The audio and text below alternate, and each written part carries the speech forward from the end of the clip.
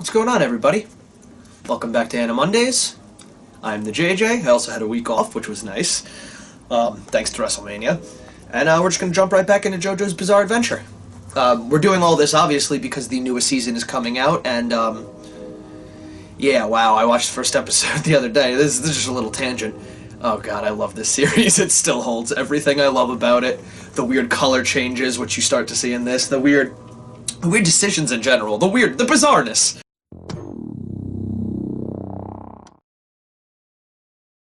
So yeah, we just move on to episode 10, and yeah. 49 years after Jonathan's death, we see Strizo and Speedwagon, and they meet at this ruin.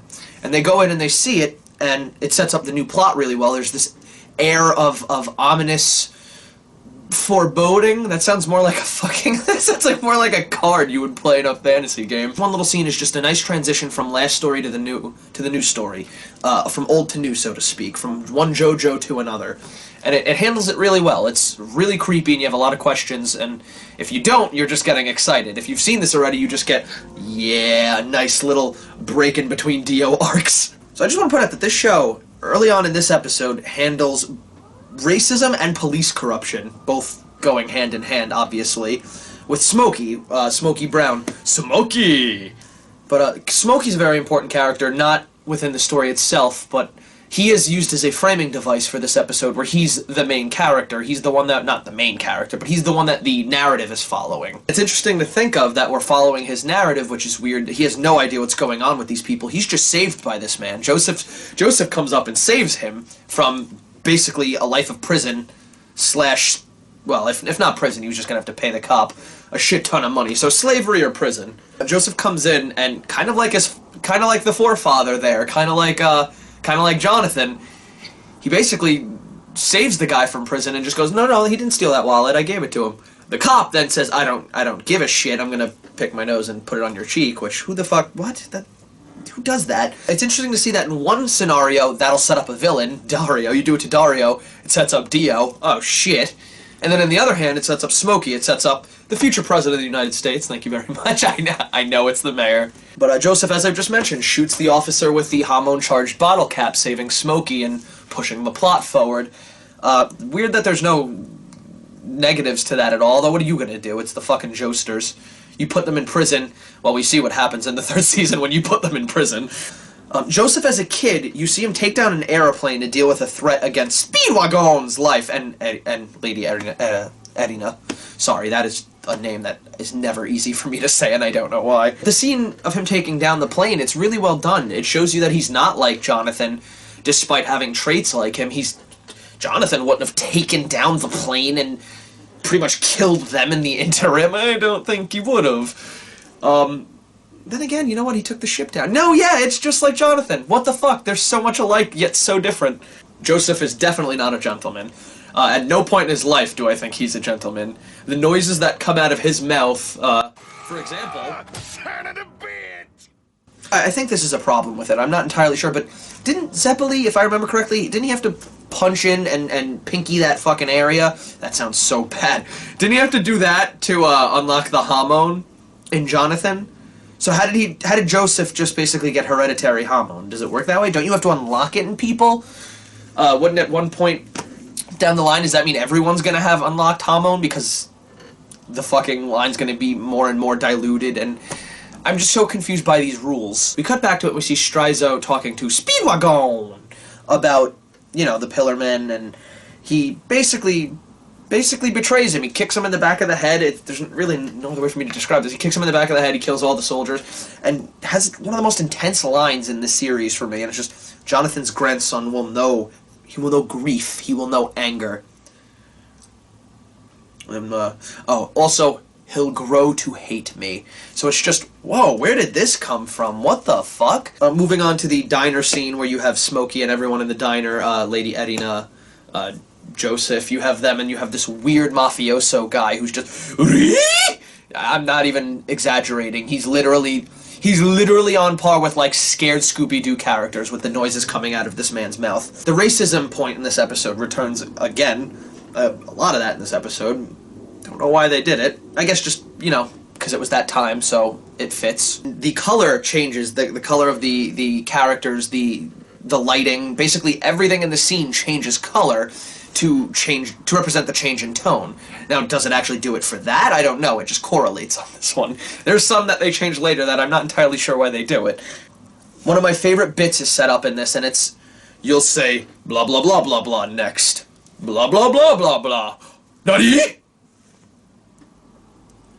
But aside from just being a good comedic bit, it shows that Joseph is actually always, if not multiple, always a couple steps ahead. He's always the one guiding a situation and weaving these bullshit traps while you don't know he's doing them. Sometimes he shouldn't be doing them. Mr. Grenade Scarf, we'll get there. Bullshit. Fucking hormone pigeons. This episode practically ends with Striso younger somehow. Don't know how that works. The mask is the most inconsistent part of the show, and let's just leave that one at that. I don't know why he fucking got eternal youth. But he challenges Joseph on the streets, and we go off right before that. We go off with the cliffhanger for fights, so to speak. Yeah. I like this episode. It was a good episode. There's nothing too strong about it. It was just nice movement of the plot, setting up the new story, and yeah, it was good. Let's move on to the next episode now.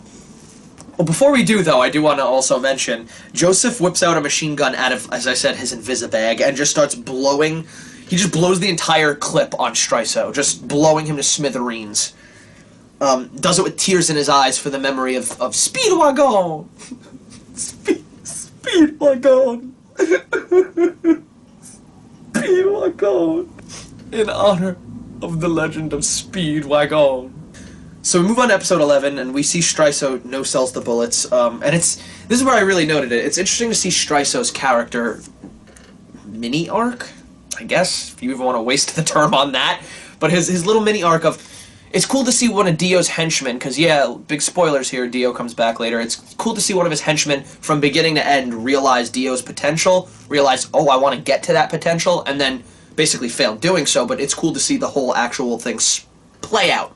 You don't normally see it. You normally see the henchman mid-arc, if you know what I mean by that. Striso, unlike Dio, logically thinks, let me take this guy out now because he's clearly a fucking problem. He quickly tries to kill Joseph with the eye lasers, but JoJo cheats with mirrors.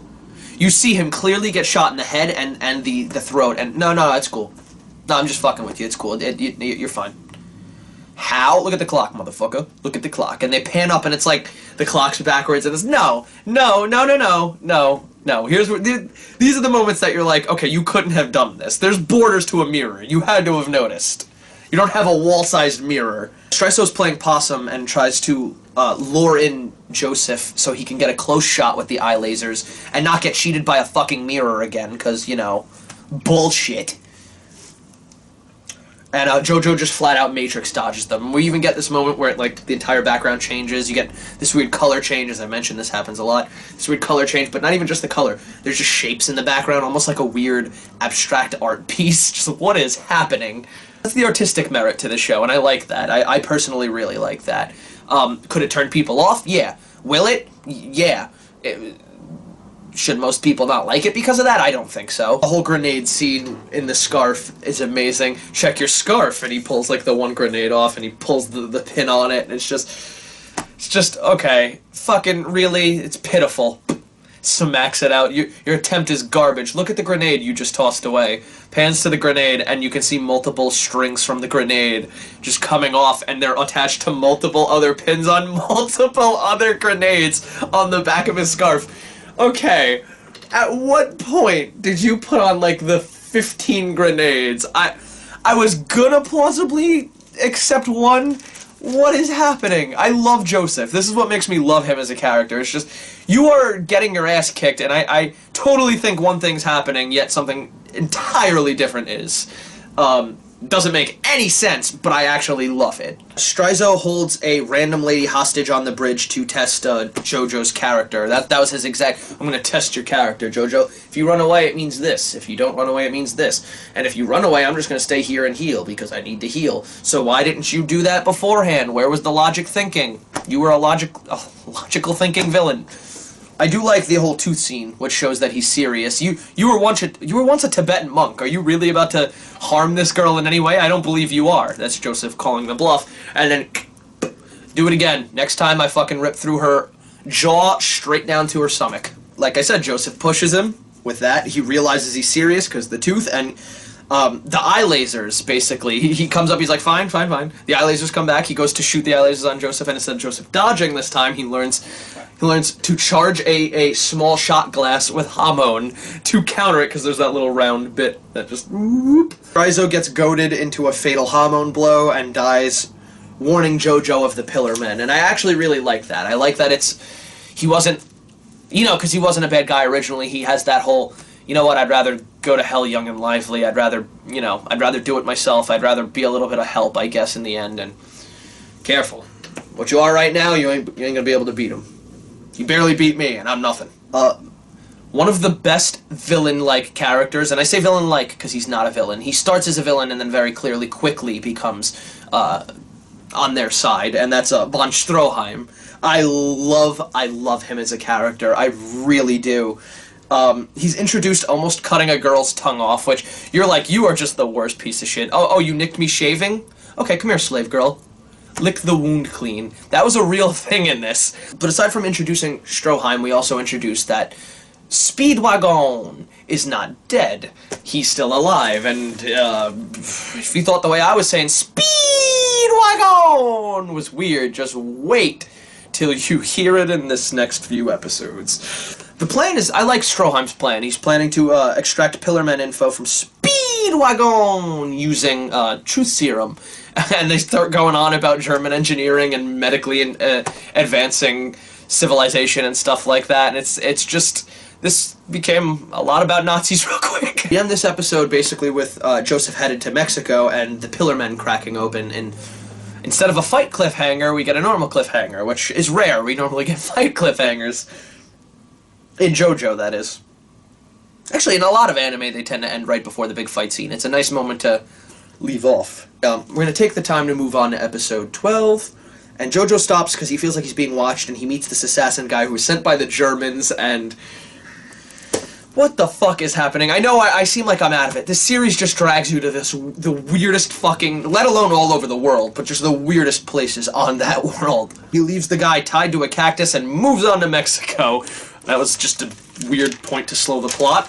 We see Santana, and he finally cracks out, and woof, does it get creepy from here. This becomes just the nicest, just creepiest, like, somebody make a horror movie out of the Pillarmen, because that's what they are. They're horror movie villains. We'll break it down little by little as we go through each reveal that they can basically do. It's a reveal.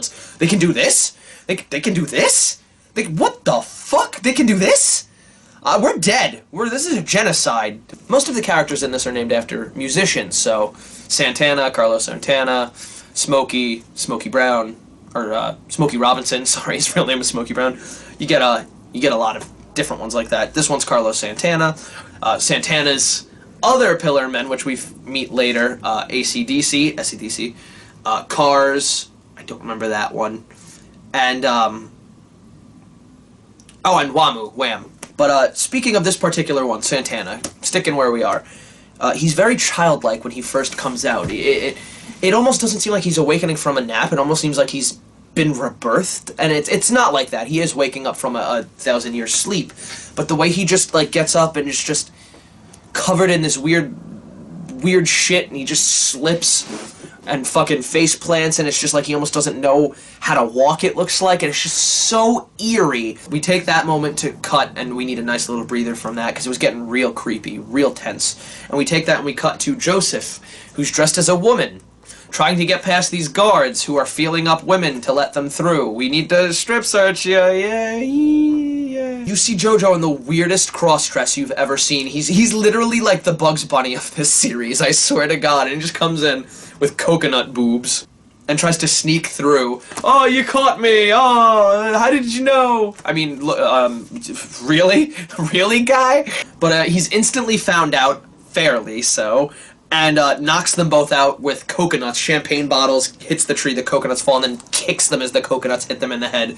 And they yell, was it holy tacos? Oh, tacos! Racism? We cut back to the Pillarmen, and it's just the Pillarmen operates, as I mentioned, like a horror movie creature. You have the vents, it twists and contorts and breaks its own skeleton and anatomy to fit into this very thin vent creepy as shit. It wasn't watching. It wasn't letting it watch us. It was watching us. We were the ones in its cell.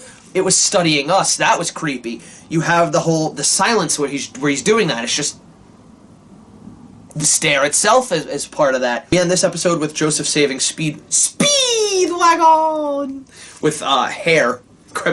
Give me your fucking fistful of your hair, von Stroheim. Uses it to make this weird barrier with Hamon. Genius. Fucking genius. The way that they find bullshit in this are really well done. No show tops this show's bullshit. Once again, we end it setting up the fight with Santana. You know what? I'm not even going to call them cliffhangers at this point. I'm going to call them fist hangers. Can we just agree to do that? We'll take that moment to go on to episode 13. We reveal that the mask creates food for the Pillar Men, which is kind of just set out of nowhere. It feels rather just thrown out. He makes them stronger so he can eat them. So is that a thing? Is that why we eat shrimp and shit like that? That isn't strong and doesn't really fend for itself and just kind of bottom feeds? Very intense moment. Really, really shit's about to break down between Santana and Joseph, and we just see Joseph walk up to him and just go, "Happy Wappy!" and just tap him on the nose, and it's just, "Tag, you're it!" Dude? I do like that he asks how he is, and he's genuinely thinking, Joseph, what if the guy's not evil? You brought this upon yourself, Stroheim. You shot at him, you told him, you brought him in this weird cell, you're creepy. Yeah, I mean, let's be honest here, you're a fucking creep. Could just be you. He could just not like you Nazi. So, let's be fair here, and, oh no, he's evil? Okay, yeah, he tried to absorb me. No, yeah, this guy's evil. As well as breaking down the thought process on Joseph's end, they've really show you the thought process on Santana's end. I haven't seen most of this stuff. What does this do? Let me see how this gun works. Let me see how this works. Let me see how humans work now. Let me see the evolution behind them. I think that's the most interesting part of this for me, not the fights, and that's rare for me to say. I do love me some fights, you know what I mean? So it's if I'm saying that the plot takes precedence over the fights in an action series like this, JoJo tricks Santana into half absorbing him because he realizes that Hamon's not working. They repel each other, hence the absorption attempt earlier. But he goes, okay, well, that's not going to work. You know what I'll do? I'll take a page out of someone else's book. I'll play possum. He plays possum. He waits for the absorption. As soon as the absorption is halfway in, he pulls the Hamon card. Hits from the inside. Can't block that. I apologize, by the way, if it seems like I'm going really quick or if I'm scattered with my thoughts. I'm trying to do this as quick as possible because I have a whole bunch of other stuff I gotta get to doing, and I also have a couple new things in store for you guys coming soon, so just bear with me here. You get 2 callbacks in this. You get, and both help beat Santana, which I really like. You get the cave wall showing the sunlight removing the head, which is basically, obviously, it's self-explanatory. And then you also have the fight with Strizo, who basically tried that whole regeneration thing. It let Joseph know a lot of these tactics. It's like, well, this is going to happen because it happened with Strizo. And if you've watched this, you understand what I'm saying. Stroheim mans up, tries to correct his mistake, winds up losing his leg. As he's running up the stairs to try to open the door and redeem himself, his leg gets caught by the Pillarman, Santana, and as he's being dragged in, he basically looks at Joseph. Hey, could you reach that axe on the wall? Because if you can cut my leg loose, we got something here. We can kill this bastard. As they open the door to win with the sunlight, which is one of the only ways to beat the Pillarmen, as well as Hamon and a couple of other methods, you see that the creature, similar to the vent, starts morphing in it. You're like, what the hell is he going to do to get out of this one? He starts crawling up fucking Stroheim's leg. You want nightmares for a week. Watch a creature climb up another human being's open wound. Before Stroheim can kill himself with the grenade, he basically says to... because he runs outside. He's smart about this. He runs outside and he goes, oh, okay, if I blow myself up, there's no meat shield over him. We beat him. So I'm going to sacrifice myself. I'm the one who brought this mess upon the world. I'm going to take it out. And he says right before he does, go to Rome. You need to be able to beat the others. There are more. We found more of them. That was the real reason we really tried to get the info on them, because if we don't start now, it might be too late. And it's just... Goodbye, Stroheim. You were only in for 1 episode, but I think I'll remember you fondly.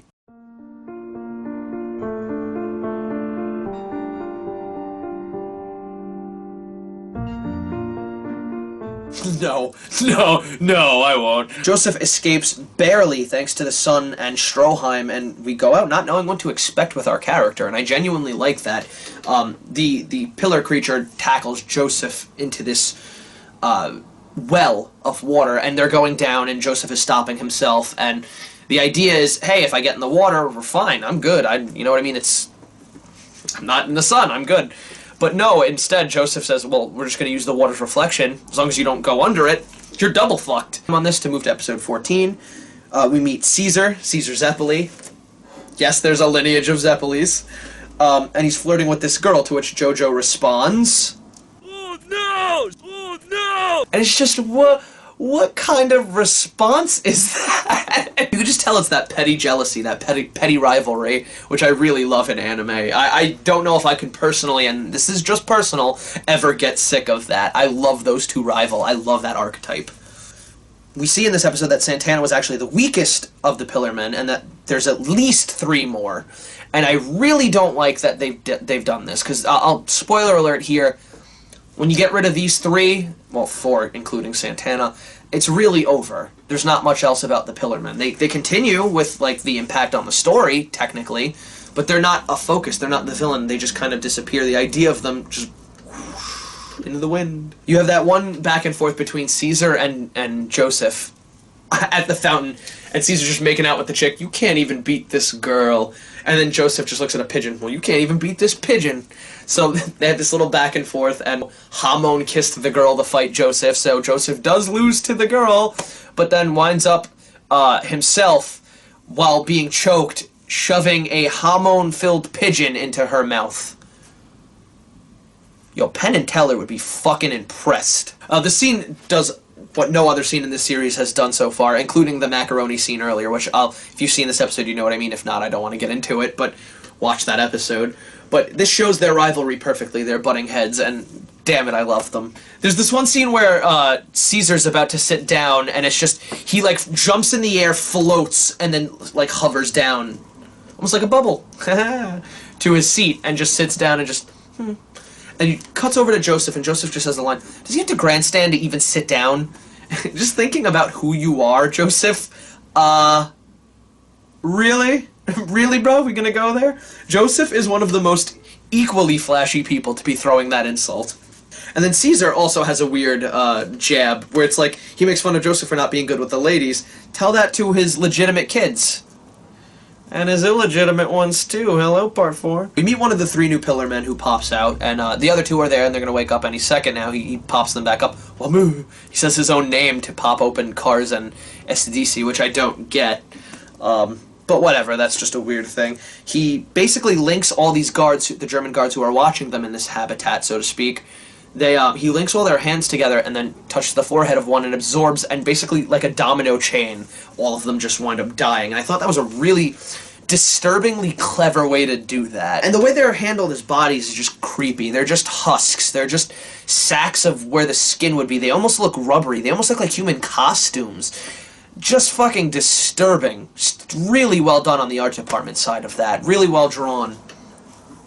I know from personal experience, adding that actual texture to that flatness is just really hard, and they did a phenomenal job. Then we do meet Mark in the car, one of Caesar's friends. One of his high school buddies, I guess you could say. He basically pimped him out to a woman, and he's about to go get married to that woman. So yay, nice thing. He's a week from retirement. You know that means he's gonna die. He gets high school shoulder bumped to death. Just, excuse me, bro, I gotta get to science. Oops. And he just looks back, and he's just a half a body there. Cars and Estishi treat Wamu well for an underling, and I really appreciate their chemistry as a group. I like how they work with one another. I like that Cars walks in the shadow of, I think it was Wamu, and Wamu does that kick, and it's just that, you touched me? I'm so sorry, punish me any way you want. Wamu legitimately shows sympathy. I didn't mean to do it. I'm so sorry. You know that. Reactionary only, bro. Didn't mean it. Don't kill me. Don't kill my family, even though they're probably dead. And the line that he says, just, no, I'm not going to harm you. I'm not going to punish you. If anything, it's my fault. Simply my fault for walking in your shadow. I know that's a thing you have. I like that in a leader. I like that in a villain. I don't like irrational villains. Mark's death fires up Caesar, and we basically end this episode with him getting ready to charge to the three pillar men walking nonchalantly out of here. Just, yeah, we own this place with... What, you mean the world? You know what? I believe you. And we're pretty much going to end on that. I like these episodes we did. They're some really decent episodes. And, yeah, I guess we'll end on that. This has been Anna Mondays. I've been the JJ. This has been the Zeppeli Line. And, we'll see you next week. So yeah, that's pretty much it. Join us next week. Click the description bar below. We'll probably be doing JoJo Part 3. We're going to get it at least to Battle Tendency. We're going to try and get that out of the way as soon as possible. And yeah, thank you for joining us. And keep bizarre. Keep being bizarre. Because you know what? We get series like this when you do.